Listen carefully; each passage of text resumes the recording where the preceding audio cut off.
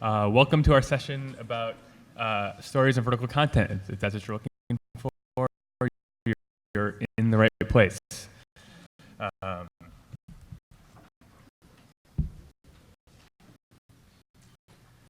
I am Jake Grovum, U.S. social media editor at the Financial Times in New York.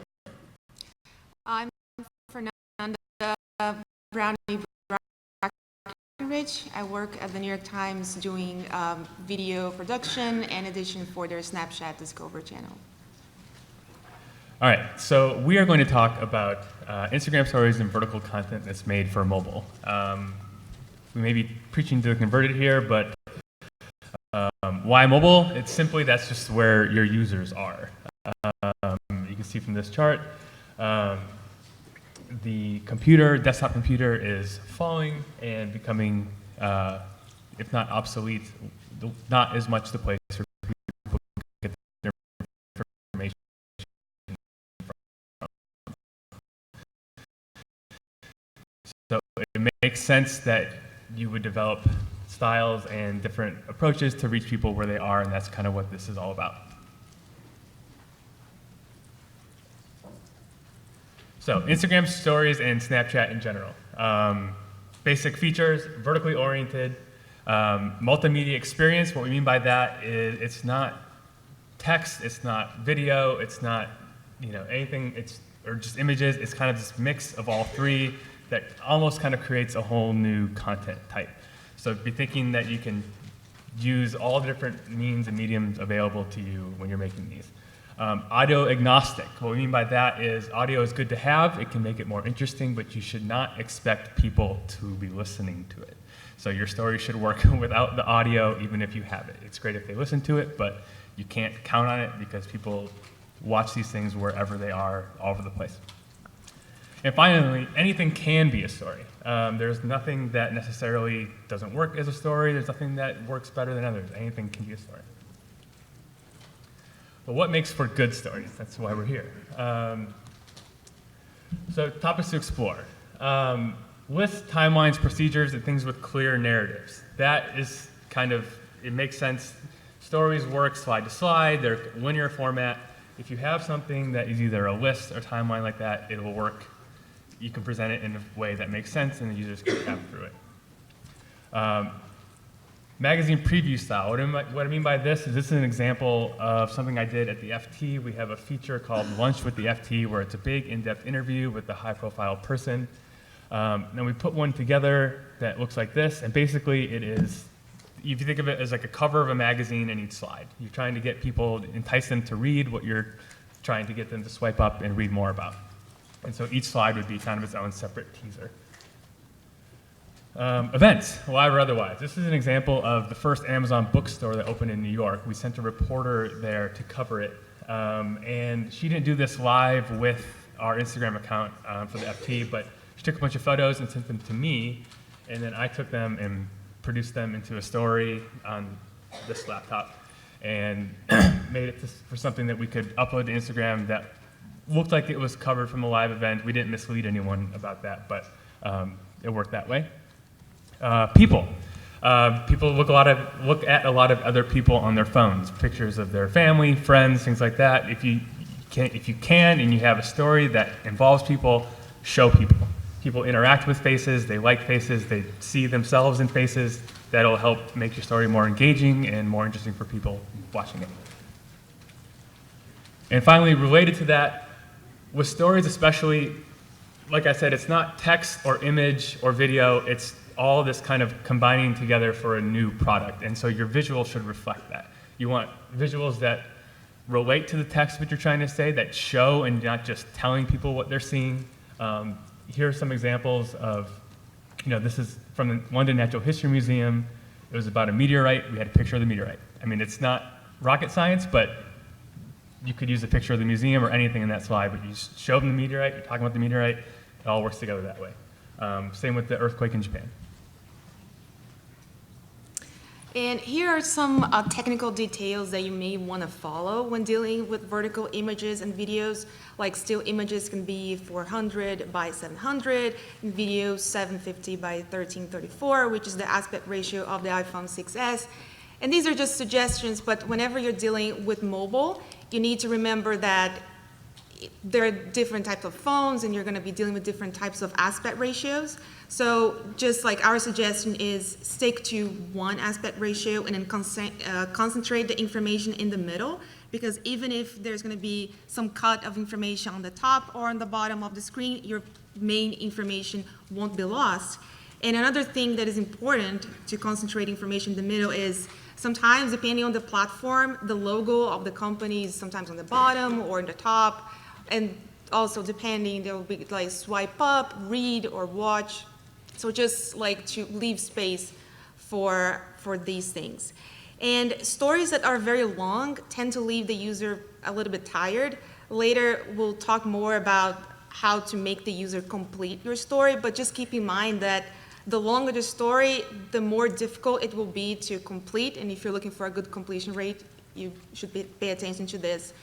But a short and punch text is also a good way to keep the user tapping to advance in the story. And what makes a good image for vertical? Well, first, everything that is naturally vertical will obviously be a good fit for portrait mode. So the human body, buildings, trees. These are just like some examples that, especially if you're filming and you know that you're filming for vertical, it's just something to keep in mind. And in mobile, some technical. There we go. Go ahead. And in mobile, and especially in vertical, the more clear and the more simple the image is, the better user experience. So a lot of times the user won't have time to like stop and kind of like really look at the image and understand like, what am I seeing here? So just keep it simple. Show and tell.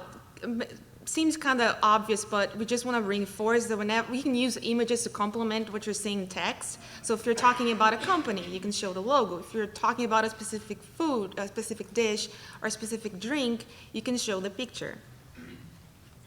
And while choosing an image, think about where you want to place text if you're going to use text. So the more integrated text and image are, the better for your workflow, because then like you choose an image and you're like, hey, that's great, I'm going to use this. And then you're like putting text and you're like, oh wait, but I don't have a good contrast. I don't know where to place this. It's a kind of difficult image.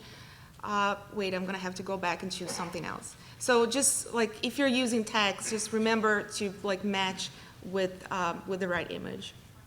And finally, as we said before, users like stories about people. So faces do very well on mobile, not only because they're naturally vertical, but they also like express emotions, empathy, so it's easier to connect with the character.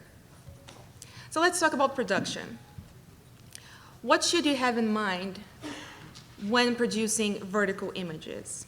So first, if you are a videographer, and you're filming something that is horizontal, but you know that your editor will want to make a vertical cut of it, you can make it easier for post-production people. So here what we're saying is, if you're shooting an object that is in movement, follow the movement. So don't let your camera like stop in the same position while the object is in motion, because big changes are that the editor will have to pan to make sure that everything is in frame. And also, one more time, like remember that look for objects that are naturally vertical and will be better for portrait mode. And if you're an editor, like panning is obviously always a resource if you want to show the whole picture. So in this case, in this like horizontal picture, if you want to show like the whole beach, you just like pan left to right. But you can also do something different. It seems a little obvious, but if you have this horizontal footage and you don't know like how to frame it, you can focus on where the action is. And when you're looking for where the action is, just focus on one point. So, because as we said before, like mobile requires a lot of simplicity. So one point, one action is already sufficient for the user. So in this example, in the vertical image, I decided to focus on the little boy playing. And everybody can still understand that it's set on a beach, it's a nice day, and that families go there. And if you're replacing text,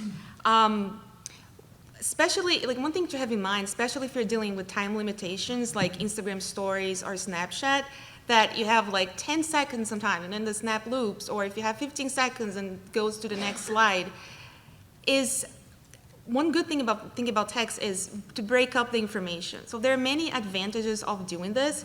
So first, it improves readability. Less text means a cleaner image. It also makes the reader less anxious. So the longer the text, there's more pressure on the reader to read everything fast, especially if he's like, oh, I know I have 10 seconds and I have to like, you know. So just like cut it short. And it's also easier to digest the information.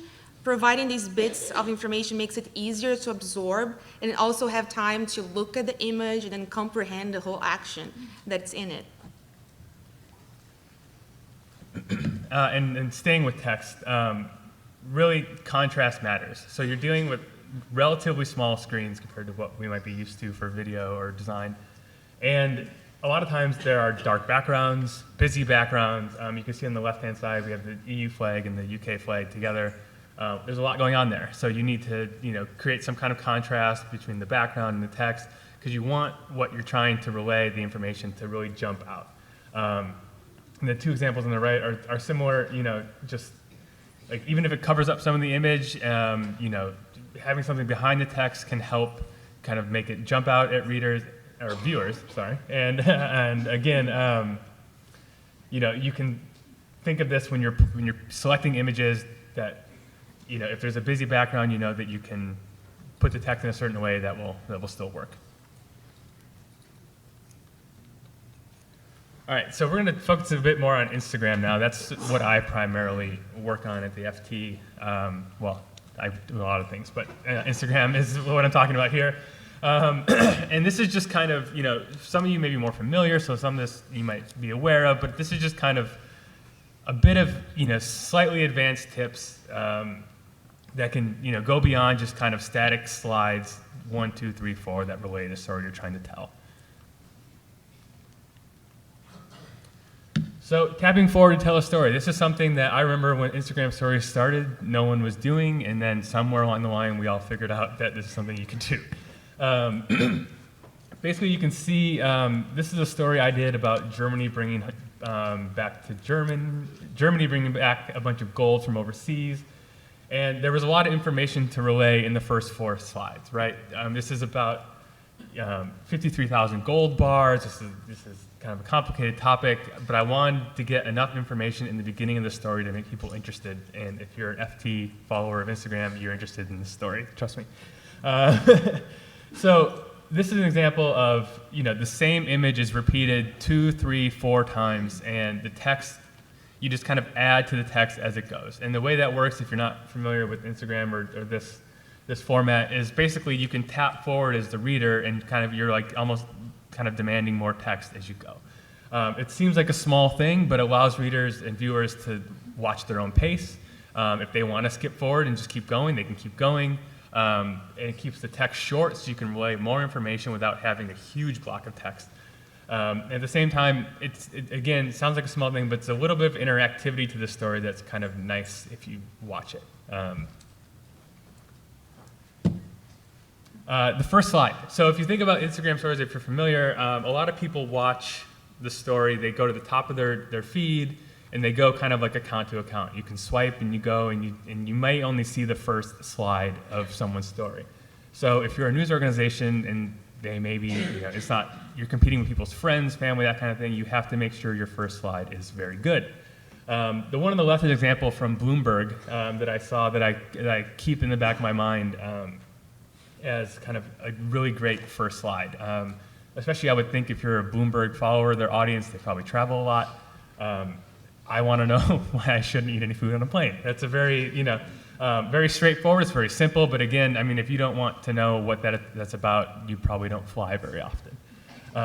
And the one on the right, again, red background, bold black letters, a complicated topic, a really important topic, something that, I mean, anyone looking at this knows what this is about, and they're likely to want to know more. That's kind of what you're going for. people talk about clickbait a bit. So with first slides, that kind of thing, it's kind of a tricky balance.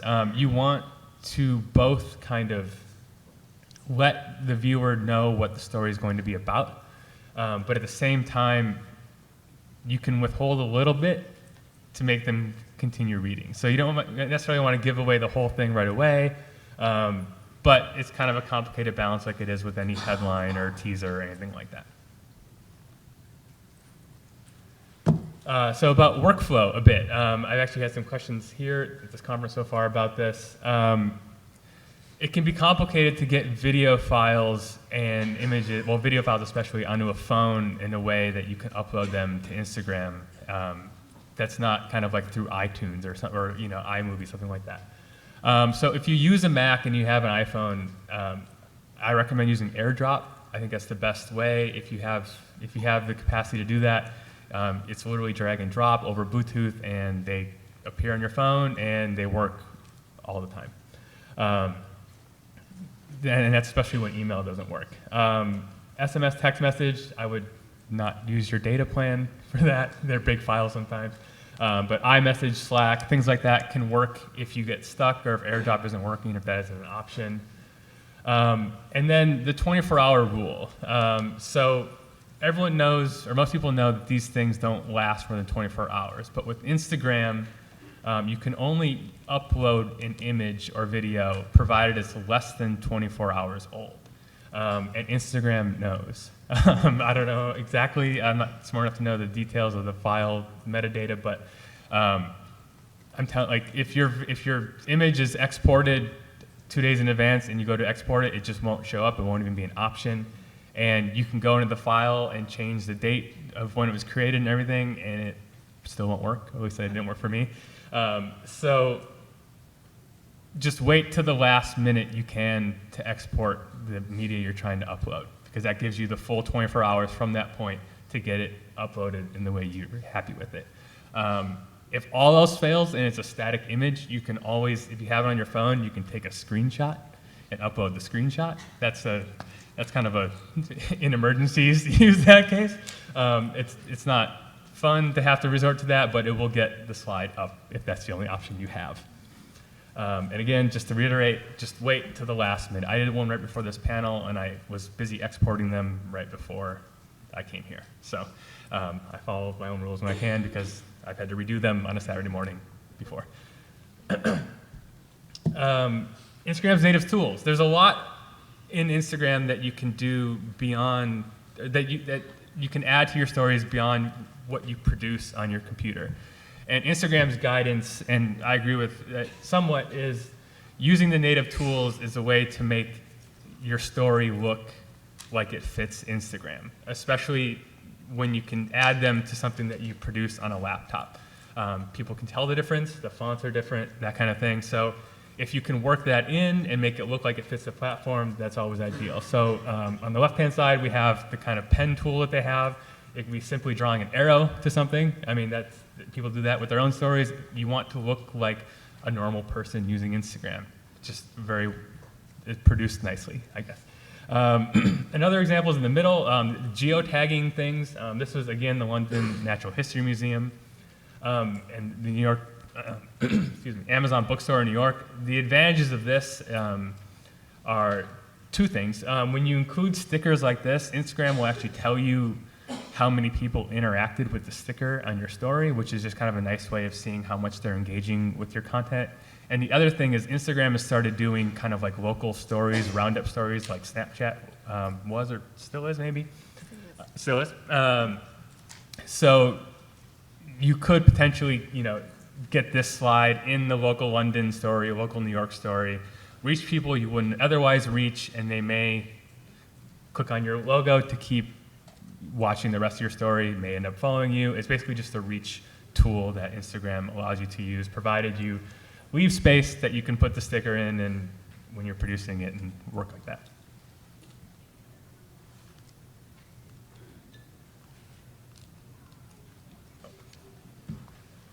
So videos. This is a bit of a tricky thing. I'll start because if anyone's ever worked with Instagram stories and seen the analytics, Most people tap forward on the slides. I find a majority of people will tap forward. And so if you have a video that kind of like has 3 separate ideas within it or 3 different kind of components, you probably want that to actually be 3 separate slides so people don't miss the part in the middle. So if we can play the videos on this, I'll show you what I mean. So again, first slide, static. We play the second one and the third one just together is fine. Just a selection of dogs, and then finally, so this is about 8 seconds, and it could have been 1 slide, but if you imagine the user, you get the first 3 seconds of the first slide, you may think that's it and tap forward, and you would totally miss the dogs in the middle and the has gone in the office dogs, which is the entire point of the story. So you'd get to the next slide and you'd have no idea what you were watching anymore. It's basically like if you were writing a news story and the first half of your lead was there and someone just skipped to the 4th paragraph and they'd have to catch up.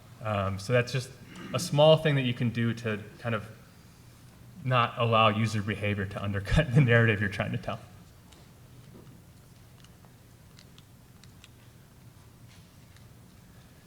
This is another question I get from colleagues of mine, even just out of curiosity. Should every slide have a link? If you don't know, you can link to stories on Instagram now if you're a verified account, I think with a certain number of followers.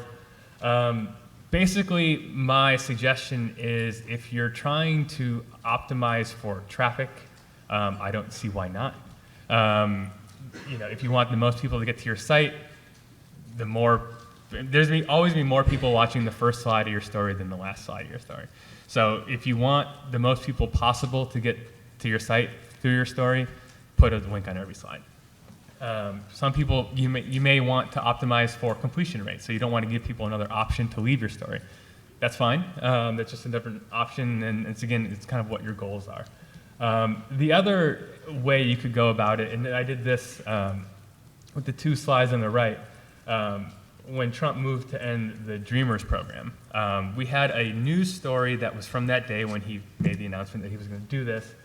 And then on the final slide, I linked to a story we had over the weekend, but with some interviews with Dreamers possibly affected. So that was like a slightly archival, older story. It wasn't the news. It didn't make sense to link to it from the newsier slides, but it allowed us to, at the end, say, for more on this or for a different view of this, a different angle on it, you can read this too. And actually, so I linked to the main news story from all the other slides and the one at the end with the kind of secondary story, and that one slide got more traffic to it than all the others combined.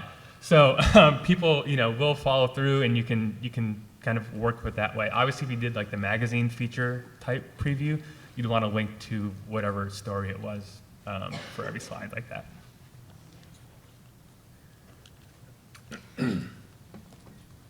And finally,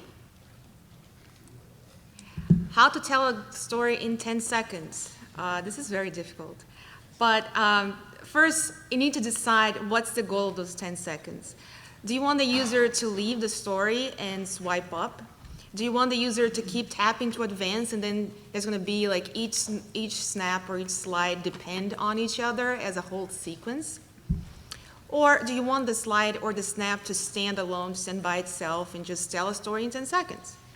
So if you want the user to swipe up, the language of the text and the choice of images of the video need to make people curious. I brought here an example. Can you play the video, please?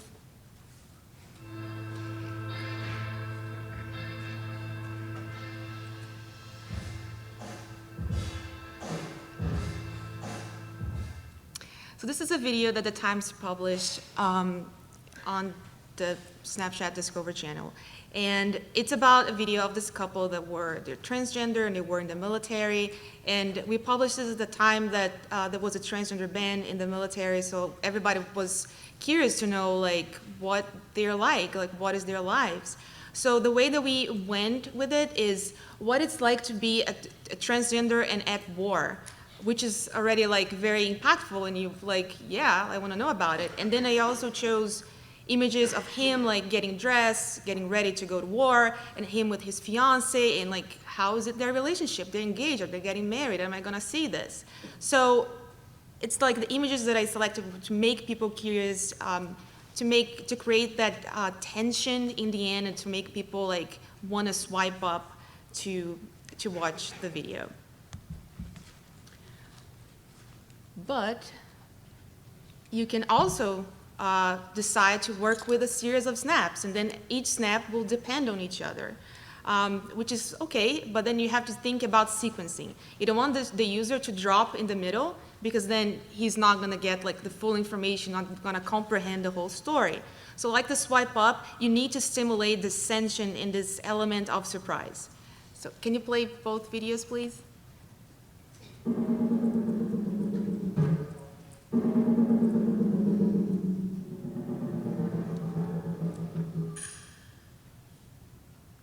And the next one?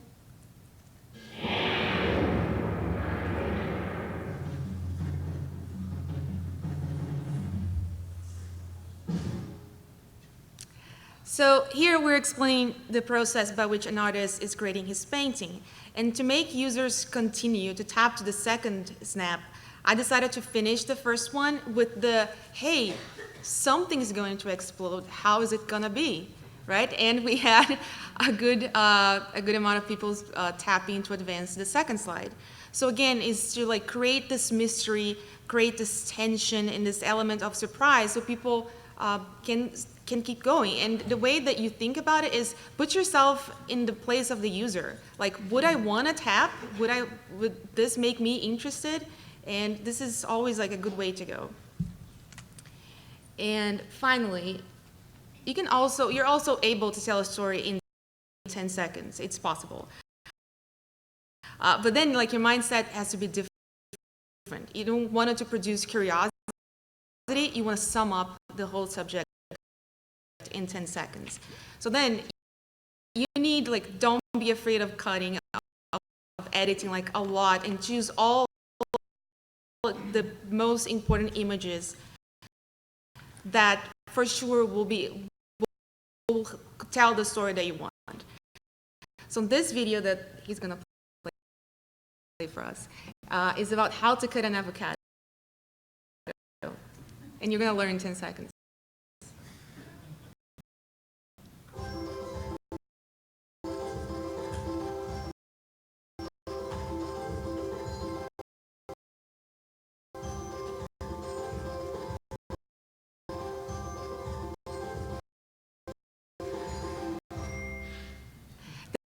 This was a 1-minute video, and now it's 10 seconds. So, like, one thing to keep in mind, and really is like from the beginning, from when you're thinking about your story, you need to decide which type, like you want people to swipe up, you want another snap to complement, and then both will be a sequence, or do you want the snap to stand, or the slide to stand by itself? And one thing that we have to keep in mind is that Instagram and Snapchat stories, they let the user have the ability to resume where they left off. And this changes a little bit of things, because if your snap depends on the other one, and the user leaves in the middle, when he comes back, he's going to be a little bit lost. So that's why you need to, if you're thinking about sequencing, you really need to make him curious to try to complete everything. And that's one of the benefits of the standalone snap. When the user comes back, it doesn't depend on the other slide. So if you're thinking about, I don't know, like a whole story about immigration, you can have like a whole theme, but each snap or each slide of your Instagram stories is related to a single topic related to immigration. It's just an example. So Snapchat and later Instagram stories, they changed the way that we make stories, and now the way that we interact with stories. The shift from the horizontal screen to the vertical screen made possible innovative ways of design, of framing, of choices of images, and at the same time, the shift from scrolling to tap to advance with the story changed the way that journalists think about sequencing, while the users now interact with the story in a much more fragmented way, knowing now that they can come back for where they stopped and resume the story. So this is just like parts of the changes brought by the increase of mobile users that we talked about in the beginning, and the variety of social media, social networks that have been created. So let's tap to advance to see where mobile storytelling will continue to take us. Thank you very much for being here, and we're open for questions.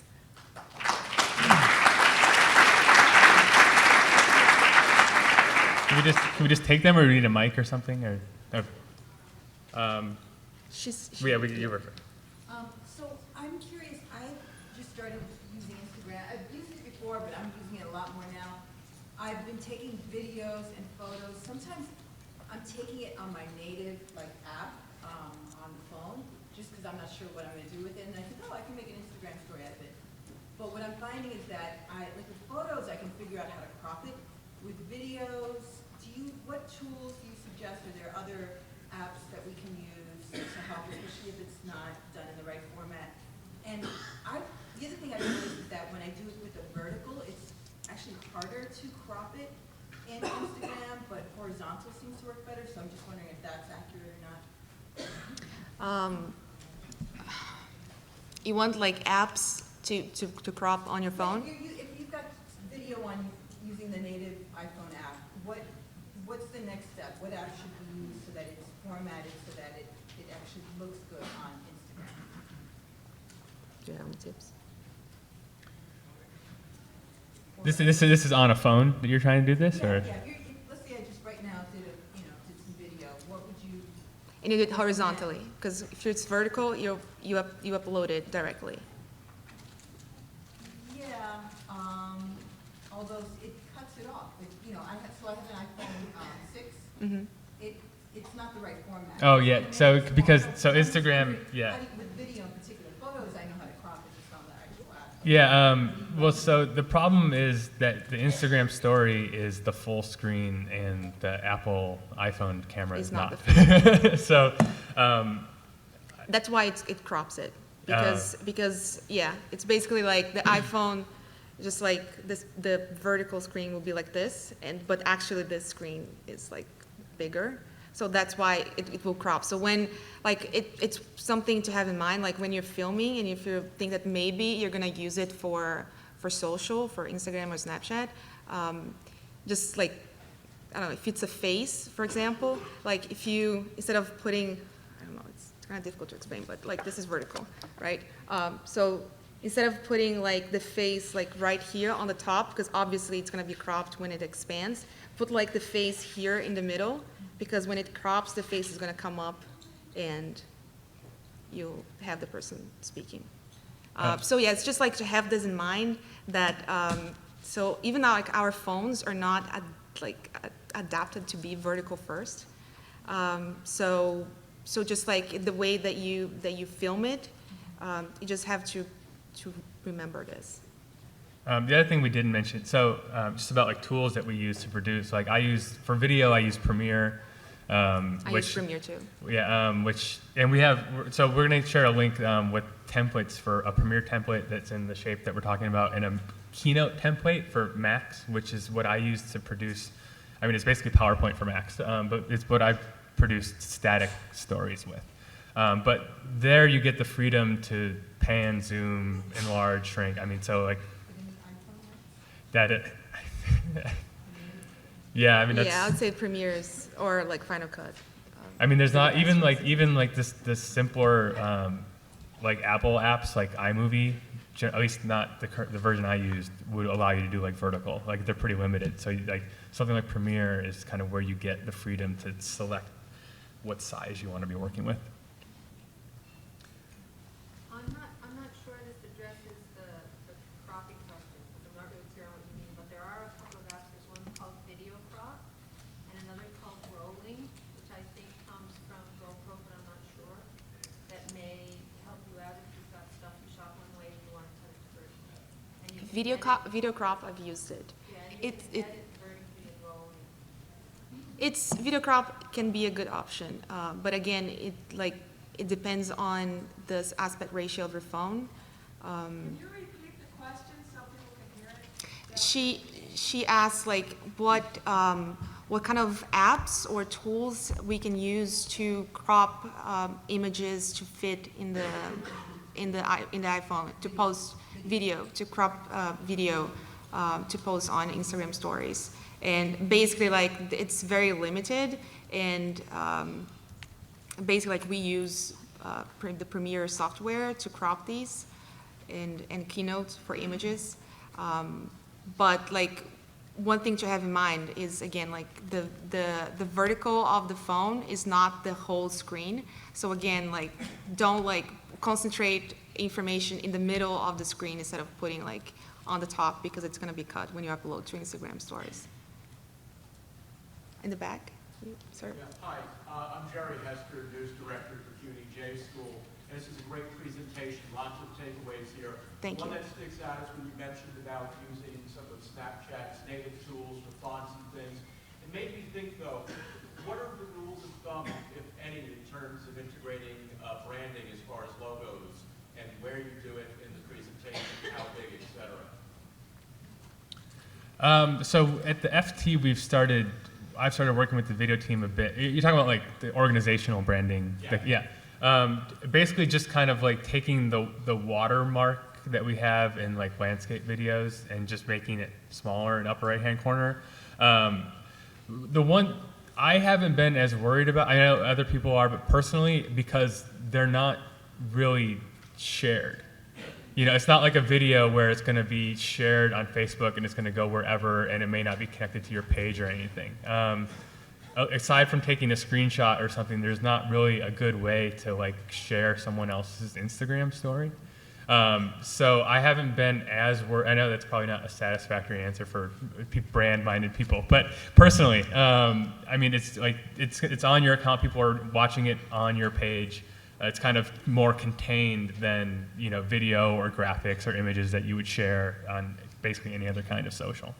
At the times we put, like with videos, we put the logo the upper right side, and since like specifically for Snapchat Discover, people go there already know, like thinking that's the times, and so always the first snap, there's gonna be like a name like coming, like the New York Times and the date. So that's how we brand it. Well, I suppose, yeah, and you saw the final slide examples that, you know, with the FT logo, you know, I mean, that's usually how we end most stories. It's just the logo and it says swipe up to read more or something like that. So I'm with a hyper-local publication, and a lot of what we do on Instagram stories is like show people what's going on in the community in real time. Yet I know that some markets will take their content and then take it back, repurpose it, and post it later, let's say like with a story. What are your thoughts on real-time, not produced Instagram stories versus polishing them up and posting them later with a link? I think, so one thing I meant to say early on is like there's a lot of different uses for Instagram. Like this is what I described here is what I do. Like I'm kind of like we're a global news organization that have we have time zone considerations, and like the local news isn't, like local events aren't something that we're as focused on. But like I know other places that do the kind of iterative posting throughout the day. I personally think that can get kind of messy when you have, if say it went up 4 hours after the first one, and the next day you have that one that went up 4 hours later is still up, and the original one that went up even earlier has disappeared because they only last for 24 hours. So if you think of someone who went to go watch your story, the kind of intro slide that lets people know what they're seeing might not even be there anymore if the one you uploaded later was, if that makes sense. Yeah, but how do you get around that? Because I mean, people watch our stories to be informed from in real time.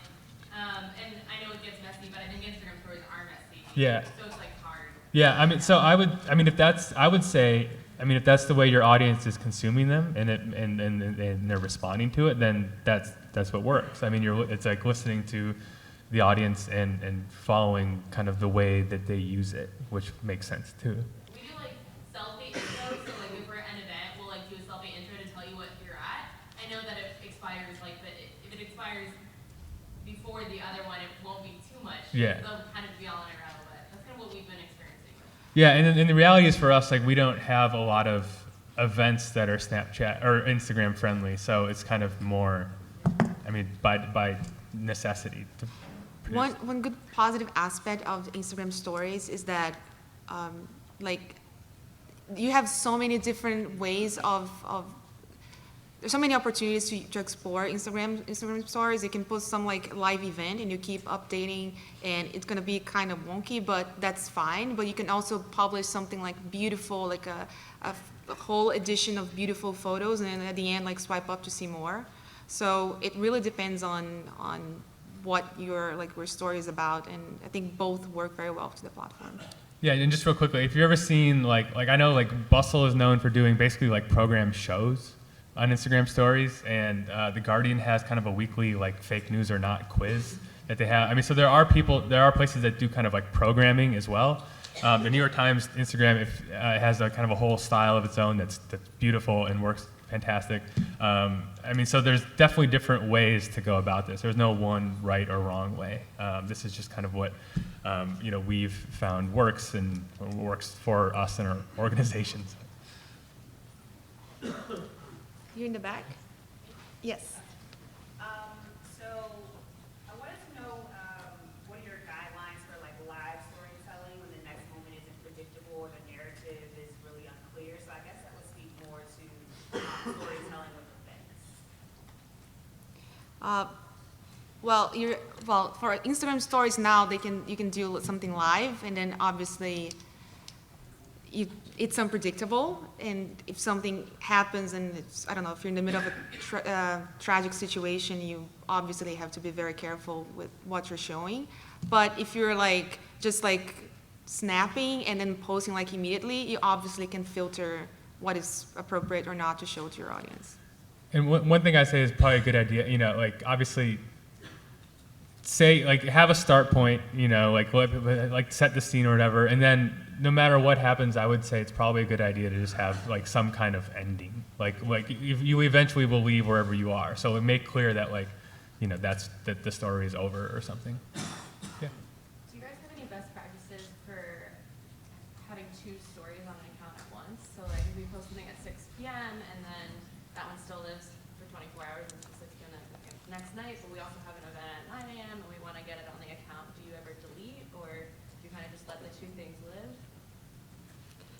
I would say that if you can avoid this type of situation, just avoid it. But I don't think you need to delete it. It's just like if maybe like put like a blank slide just to like separate both, or just write something. You just watched this story. Now we're heading to this one. Take a look, and then you can add like a break, snap, slide, and then just keep going. Yeah, for people who already watched the first part, they'll get the new ones first, The problem is that you don't know when they Yeah. they left and came back to you. I mean, so what I try to, it's almost kind of like TV programming is what I try to do, is I think like if we know like when the debates were happening for the election last year, like I would think like if we had a debate preview, which Fernanda produced for us, most of them, we had to have it up by a certain time, so at least it was gone by the time the debate started, and then we had a clear slate if we wanted to do a debate recap afterwards. I mean, so it takes a little bit. Planning. Yeah. I mean, it's yeah. So obviously the overlapping isn't a huge thing, but I would say if you can avoid it, it just kind of helps things stay cleaner.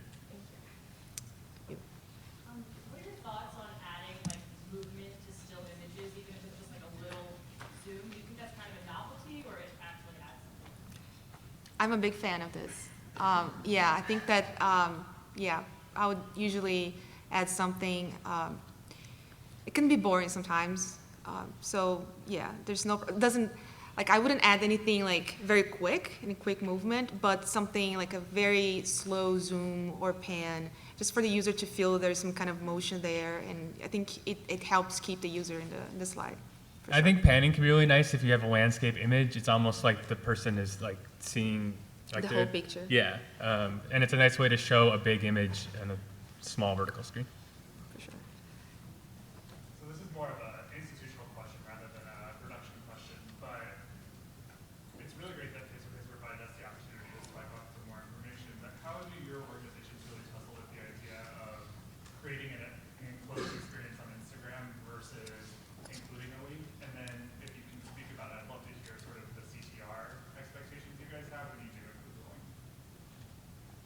Well, in my case with Snapchat Discover, it's not a link. It's just like swipe up to the article.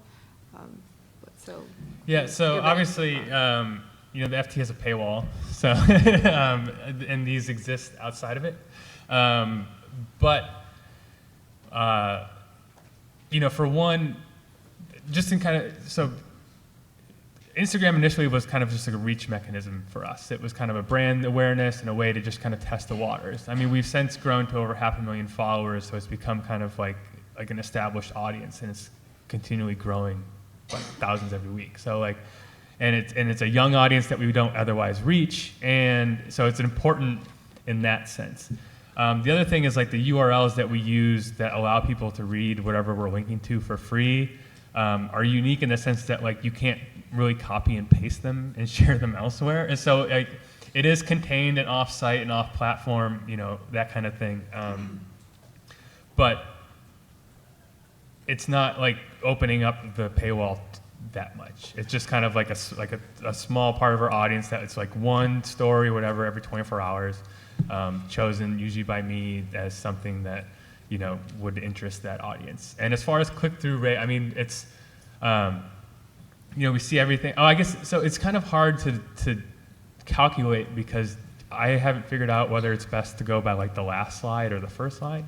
I generally go by like number of people who viewed the last slide over how many people, or compared to how many people click through. And it's like when we see like high single digits, like mid-teens click through, which I think for a platform, I mean, we're talking about like Instagram like surpassing like Twitter for certain stories for traffic, which I think, it's not huge numbers, but for a platform that not too long ago was 0 traffic, it's not nothing, so. Yes. How do you get feedback from your audience on like what they prefer to see differently? Well, for us, the Times has many like focus groups. So sometimes we interview a bunch of millennials, or maybe like younger. I don't know. Yeah. But yeah, we have a lot of focus groups, and we check like Twitter constantly because people post a lot on Twitter about our Snapchat Discover. Some good comments, some bad comments. But yeah, like usually Twitter, and it's on a daily basis that we read about it, and in the focus groups that we usually have like once a month, different people helping us understand like what they want to see. And some of it's just kind of audience signals. I mean, the great thing, what I find really interesting about working with stories is that they disappear after 24 hours. So you can just try things and then they go away and no one ever sees them again. So it's like no matter what happens, like maybe it's great, maybe it's not, but then it's gone after a day. So and also my experience is people will let you know if they have feedback. I mean, that's how I learned the hard way from hearing from people that you need to assume. Like, if you think a slide should be 5 seconds so people can read the text, make it like 7 or 8. Like, I used to get messages like this is too fast. Like, why are you doing this? And this was like, we hadn't developed the expertise to know what was too fast or how many words, is too many on a certain slide. So people would just message us and we would say, thanks, and try to make it slower next time, so.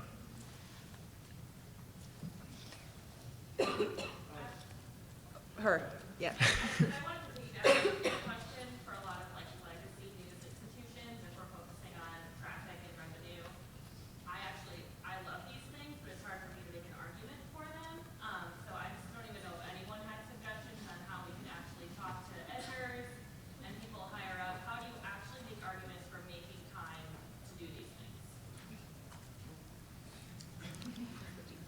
I think that, well, so social media is so mainstream right now that I think that the first argument is your audience is there, for sure, and if it's not, like, you can capture new audiences in these platforms. So I think it's one first argument, and then now with Instagram stories, for example, that you can link and you bring traffic to your website, like that's great. Like, why wouldn't you want to be in this type of platform? So like the more you know about the platform, the better. Like with Snapchat, for example, Snapchat Maps, I know that the Times has been using a lot, especially to track with the Vegas story, with the hurricane stories we've been using a lot. So like it's, all of these social networks have like many features, and before pitching, I would say like know them a lot technically, and then just pitch and say, and point specifically like, hey, this can use us covering this can bring this type of audience, and these are things that like know the needs of your company, and know how these platforms can help address the needs of your company. I would also say the FT, we measure like quality visits. There's like a metric for that, and so we keep track of that as we go through. And the other thing is like our audience on Instagram is like 3/4 under 34 and plurality American, and I can tell you that's very different than the audience on our website. So that, I mean, even higher up people with revenue in mind and the paywall in mind, that resonates when you can reach people that you would just probably never otherwise reach. Are there third-party apps that you use to get more specific metrics from Instagram and Snapchat, or is it all internal? And do the stories on other Facebook platforms like Messenger and like Facebook itself matter at all? With Snapchat, we have our own metrics, our own platform, and we get all the data from there. As far as Instagram, so they have like an API, and they've advanced the analytics in-app. But like for stories, I just have a spreadsheet of a bunch of things in a column that with every story I keep track of. And another workflow thing that I just thought, I mean, so obviously with the stories disappearing, you might want to be able to show what the story was to someone else later, like if you're giving a presentation about them. So you can save them, and I keep them in a Google Drive folder, and then I just have a column on the spreadsheet where I track all these things with a link to that Google Drive folder for that specific story. And I find that's helpful when people ask, hey, why'd that story do really well? You can show them what you did. In the back, yes. You were talking about using Instagram's native features to kind of put stickers on and add text. Do you find that you get like a better response to your Instagram stories when they do seem more kind of spun like that, when they don't seem over-designed or over-produced like they were done by you? I don't know if I would say it's like causational or exactly a correlation even, but like the Amazon one, for example, like that was probably one of the closest to like one that someone would do on their own that we got. And that was actually interesting. At the end, we asked just like, sometimes we ask questions at the end that people message us back with their response. And that was just like, would you ever go to an Amazon bookstore or something like that? And that was by far the one we got the most responses from people on. So whether that's related or not, I don't know. But the other thing is like I said, you can see how many people interact with the stickers or something you put on there. And so you can see, if they are interacting with it and how much, and kind of gauge that. Like I said, I think it's a nice thing to do, but I don't think it's a make or break thing. Yes. I just wanted to mention with the 24-hour rule, I found that if I text my coworkers all the stuff and then they text it back to me, it'll show up at 24 hours. Oh, there you go. So there's all kinds of, yeah. So, but it is real, and it will stop you from uploading the story if you do it wrong when you want to. So. Yes.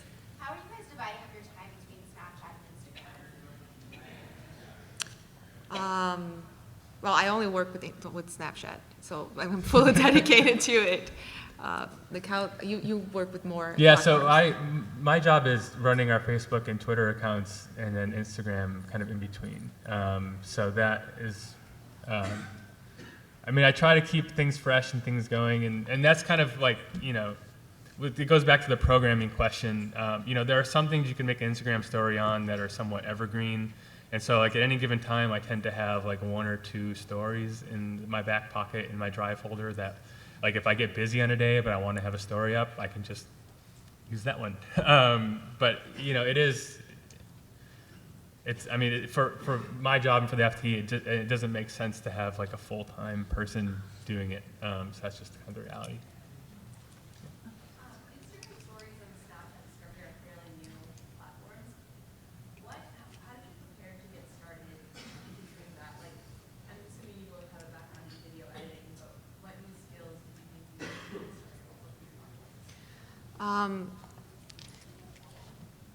Well, first, like, at the times we have like a huge team of people that deal with Instagram stories and with Snapchat Discover and with the Snapchat stories.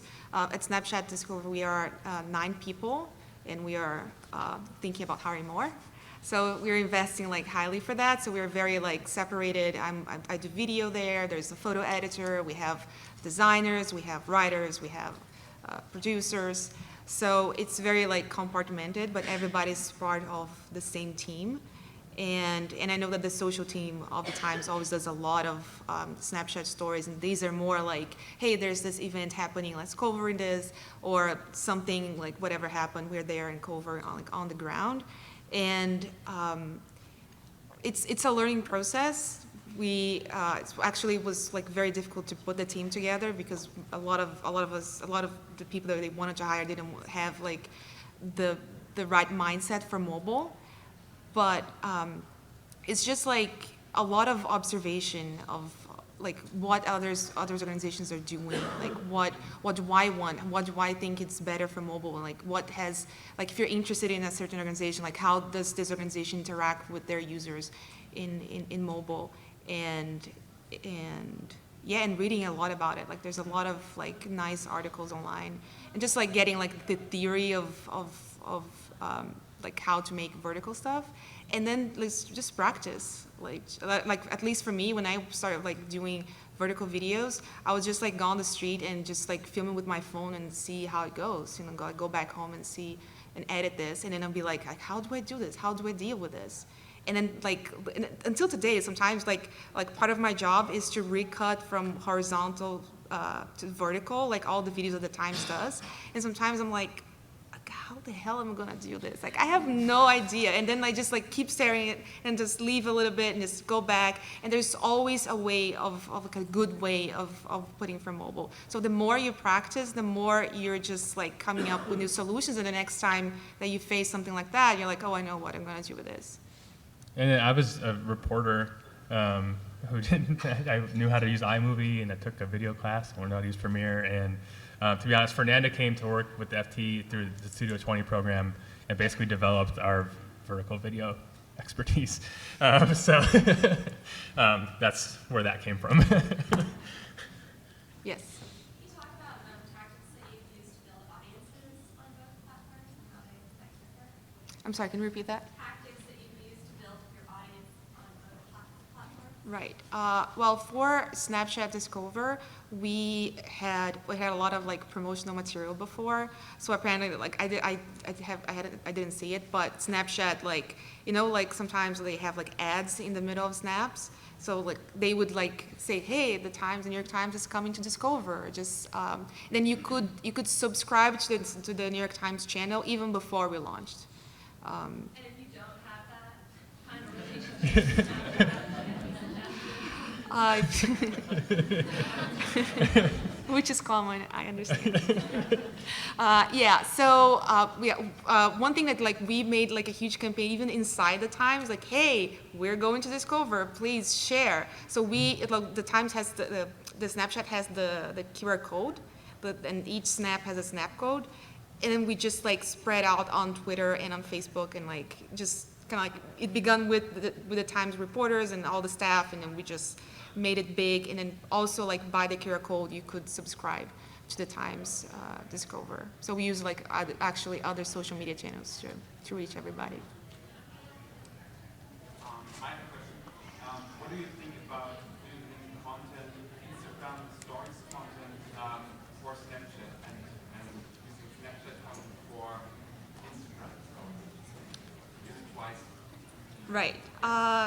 Yeah, I think it's fine. Like sometimes the Times does like Instagram stories, then we publish kind of like this, we publish the same content in a different way on Snapchat Discover, and that's completely fine. Not exactly the same. No. Because then like each platform has its own like features, and that's what we want to use. Just real